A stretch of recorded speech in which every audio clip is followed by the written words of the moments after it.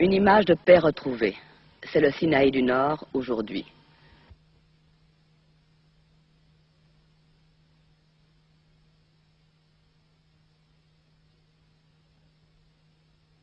Hormis quelques tanks, véhicules ou canons, vestiges de la guerre des 6 jours, oubliés par le service de ratissage israélien, ce n'est que sable blond, palmeraies où mûrissent les dattes, troupeaux de dromadaires et de chèvres que conduisent des Arabes paisibles.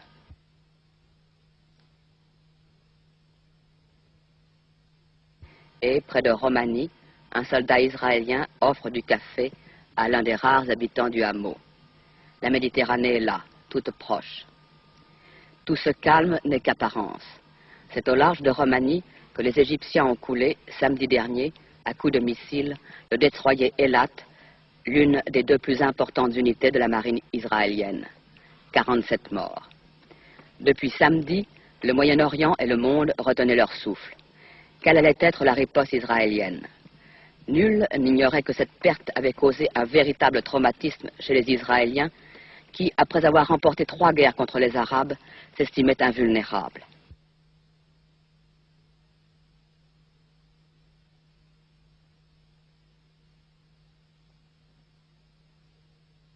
Quatre mois et demi après les cessez-le-feu, à vrai dire rompus par des incidents incessants, sur le canal de Suez en particulier, la guerre allait-elle à nouveau éclater?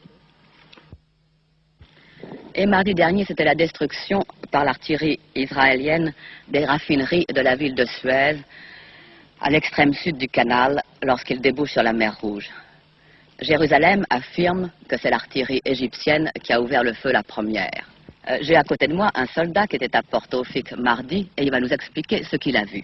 J'étais dans la maison, alors on a entendu de l'artillerie égyptienne qui ont tiré. Alors moi j'ai reçu un ordre que nous devons aller à notre place où on peut nous tirer. À quelle heure était-ce ça? C'était l'heure de 2h30 l'après-midi. Et puis on est resté à notre place. Alors on a vu de l'artillerie égyptienne qui ont tiré de la raffinerie. Alors nous devons nous aussi en tirer. Vous avez tout de suite vu les raffineries éclater. Est-ce que les flammes étaient grandes? Il y a eu beaucoup de fumée, beaucoup de bruit. Vous avez eu peur? Il y avait une grande flamme, il y avait une grande fumée. Montrez-moi jusqu'où ça allait, jusqu'au haut de la montagne? Jusqu'au haut de la montagne, à peu près jusqu'au haut de la montagne. Alors il y avait un grand feu qui était enflammé par l'artillerie du pétrole. Est-ce que vous avez vu les Égyptiens en train d'essayer d'éteindre ou pas? Oui, on a vu des Égyptiens qui ont tiré encore de là-bas. Mais aussitôt que les raffineries ont sauté, est-ce que les Égyptiens ont continué à vous tirer dessus? Évidemment, ils ont continué à tirer sur nous.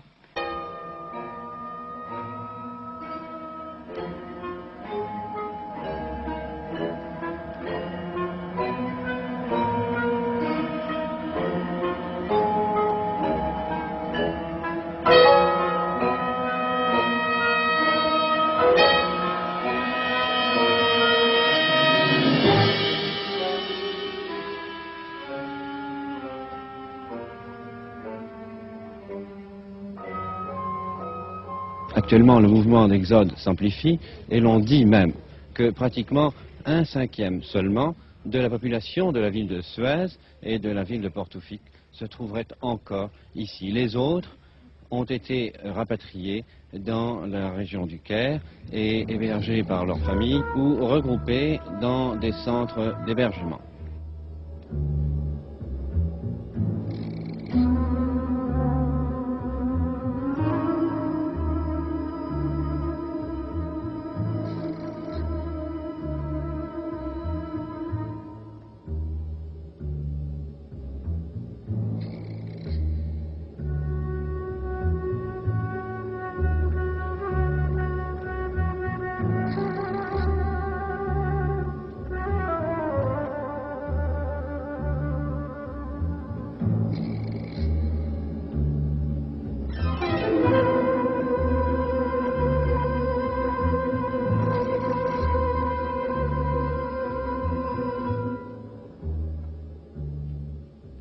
À votre avis, pourquoi est-ce que les gens sont partis? Les gens Ils ont peur? Non, ce n'est pas la peur. C'est comme vous voyez, nous sommes tous des jeunes gens que nous sommes ici, on n'a pas peur. Mais c'est simplement les familles et les enfants. Et puis ils sont en train de bombarder les maisons, dans les rues, dans n'importe quelle place. Alors, nous perdons beaucoup des enfants. Et puis aussi des écoles, d'une autre foi. C'est-à-dire, comme nous avons les écoles ici nous n'avons plus les écoles. Et puis ça peut durer 1 an. Alors, on ne peut pas laisser les enfants comme ça dans les rues. Vous avez assisté au dernier bombardement? Oui.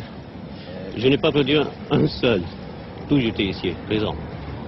Au dernier, j'étais au cinéma. Et puis quand j'étais au cinéma, alors le cinéma a fermé. Et dès que le cinéma a stoppé, ça a commencé le bombardement dans les maisons.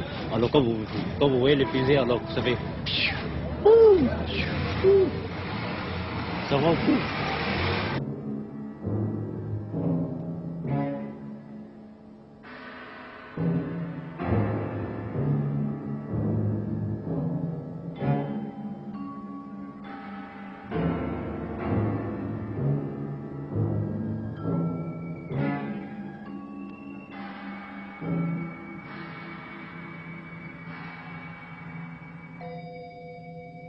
La raffinerie dans laquelle nous nous trouvons actuellement sera indisponible au bas mot pour 2 mois et peut-être même pour 6 mois selon les avis des techniciens que nous avons interrogés.